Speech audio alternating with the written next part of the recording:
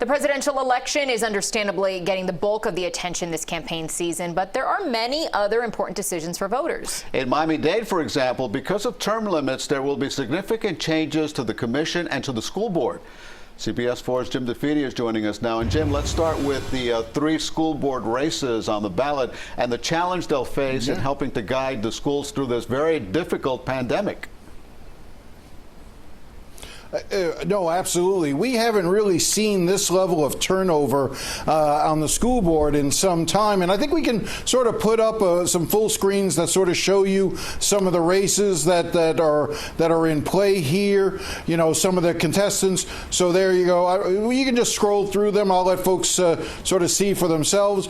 But this is really an important time. I mean, again, as you were sort of saying, you can go to the next full screen, just sort of go through them. And again, you know, we spend a lot of time talking about the presidential race, but it's these races, particularly on school board, where you've got, you know, billions of dollars available, you know, and the public education system on the line, that these folks will be making major decisions, and especially in these days of COVID. And Jim, how might the outcome of those races that we just saw on our screen there actually impact the superintendent's work? Because he has to work with all of them. You know, this is really fascinating, because one of the things that you have is that the 3 board members who are retiring are 3 of Alberto Carvalho's strongest supporters. And one of the issues that's at stake here is you're hearing from some of those candidates that you saw a second ago begin to talk about whether or not they would continue to support Alberto Carvalho as school superintendent. So maybe the very first decision that gets made by this new school board when it gets elected and constituted and meets may be on the future of Alberto Carvalho. Because again, he has his critics on the board, but he's also had his supporters. Those supporters are now leaving. And who they'll be replaced by? Will they be replaced by supporters or more critics? I tend to think there's going to be more than a few critics who are going to be elected to the school board, and it could be uncomfortable for Carvalho going forward. Yeah, that'll be a difference what we've seen, you know, for so many years now. Jim, turning to the county commission, Mayor Jimenez, of course, on his way out. There are 2 commissioners running to replace him. We also have 5 commissioners leaving because of term limits. According to the Miami Herald, that's 71 years of combined experience. Some people say that could be a good thing. Others may disagree. Let's talk about that.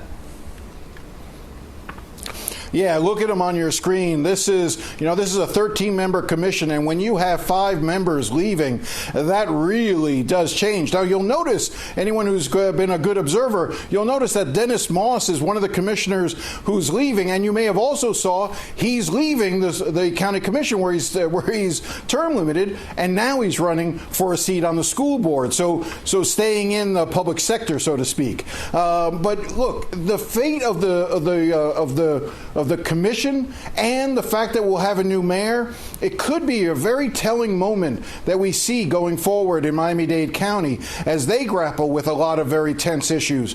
But no, we haven't seen this sort of turnover. And if you're wondering why we're seeing this turnover, it was about 7-8 years ago, maybe even a little longer, that we passed term limits for county commissioners.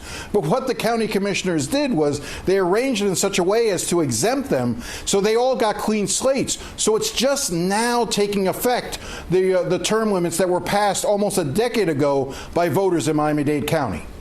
Jim, we can't forget Broward. Any potential for major changes there? So obviously we're not going to see the same level of change at the Broward County Commission or the Broward School Board. There are certainly competitive races there that are of interest. But to me, the most important sea change that we're seeing in Broward comes in the terms of the law enforcement and the judiciary. So one of the things that you're going to see is you are seeing a wholesale change. You're seeing a new public defender. You will see a new state attorney and a sheriff who this would be his first substantive election. And depending on how that goes, and again, you know, Democrats are heavily favored in those seats, you could end up in a situation where all 3 of those positions are held by African-American men, the first time that has ever happened in the history of Broward. Yeah, that is a monumental change. All right, Jim DeFede, thank you very much for joining us. Don't forget, if you want to vote in person early, the last day to do that is Sunday. You can go to any early voting site in your county. Then on Election Day, polls are open 7 a.m. to 7 p.m., but you have to vote, of course, in your assigned precinct. If you have a mail-in ballot, it must be received or dropped off by 7 p.m. in order to count. We'll be right back.